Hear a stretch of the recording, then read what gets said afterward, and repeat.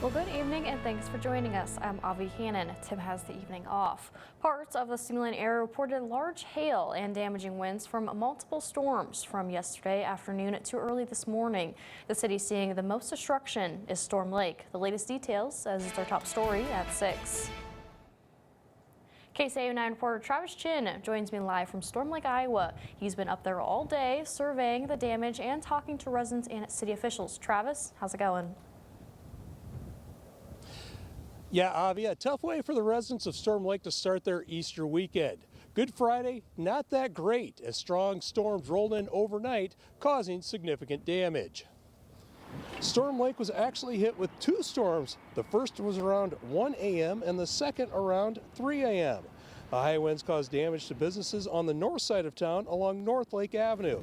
But there was damage everywhere, with trees down across town in parks and yards. Power was also out for the whole town as the day started, but the damage could have been a lot worse. It surprised me that it was that bad, and it's the thing that amazes me more than all these big trees pulled out at the roots, and a lot of them just fell in yards. I mean, it's amazing. The damage could have been a lot worse because some of those trees could have been hitting more houses, just like they fell and avoided the houses in a lot of instances. But there, if you drive around, there are a lot of just full trees pulled out of the ground and laying in yards and stuff like that. So it is, I don't think we've had damage like this in our community for a long time. What a mess. Good Friday, they say, huh? It was a good Friday to work, I guess. But we got it, you know, there's about 5 of us that worked on his and mine, and I mean neighbors, you know, helping neighbors, and got it done pretty quick. Now, as of 8 a.m. this morning, there were about 6,500 Storm Lake residents that didn't have power. But as of 6 p.m. tonight, that number has come down significantly. It's now around 461. But it's going to be a busy Easter weekend for some of the residents here as they continue to clean up after last night's storm. Reporting live in Storm Lake, Travis Chin, KCAU 9 News. Well, thank you, Travis. And residents in Storm Lake, Iowa will have a chance to drop off their storm debris during the next few days.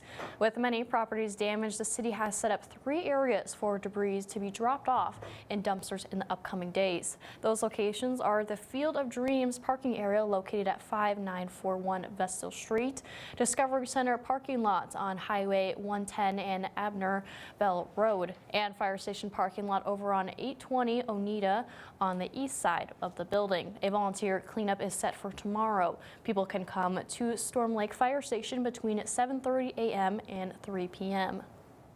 And Iowa Governor Kim Reynolds issued a disaster proclamation today for 4 counties in response to yesterday's storm. 2 of those counties are Plymouth and Buena Vista. The proclamation allows state resources to be used to recover from the severe weather damage. That will activate the Iowa Individual Grant Program, which gives grants up to $7,000 for households with incomes of up to 200% of the federal poverty level. The proclamation will also activate Disaster Case Advocacy Program to address serious needs for disaster-related hardship, injury, or adverse conditions. We'll have more information on the proclamation on our website, that's SiouxlandProud.com. We're checking back in with meteorologist Victor Perez. Victor, how's it looking out there? Well, conditions have been quieter, obviously, than what we saw 24 hours ago when we were seeing those severe storms and multiple tornado watches and warnings.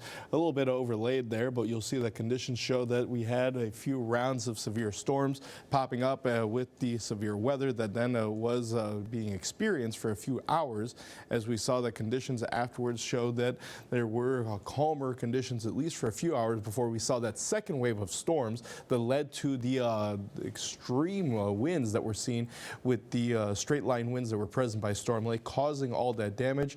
Right now, estimates of 70 miles per hour with no tornado, but something that the National Weather Service will be checking on over the coming days. Avia?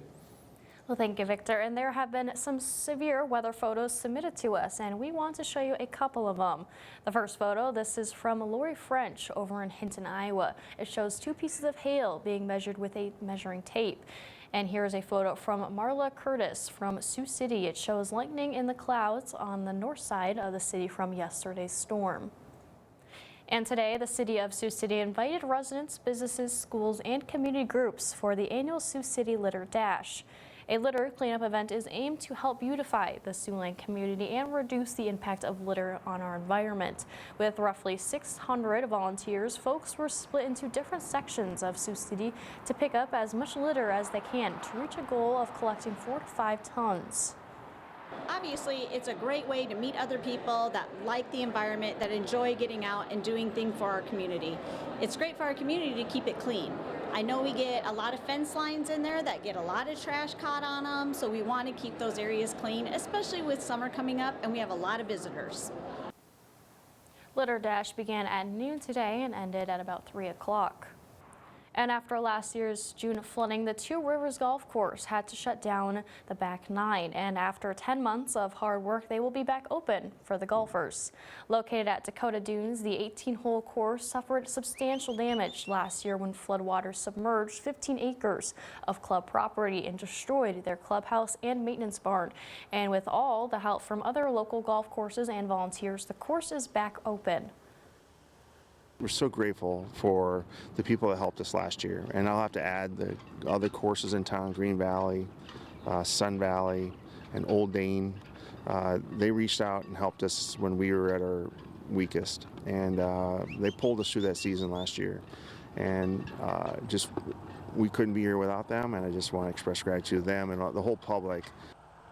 Two Rivers Golf Course will open tomorrow on April 19th. And coming up at 10, KCAU reporter Chase Voigt will have more.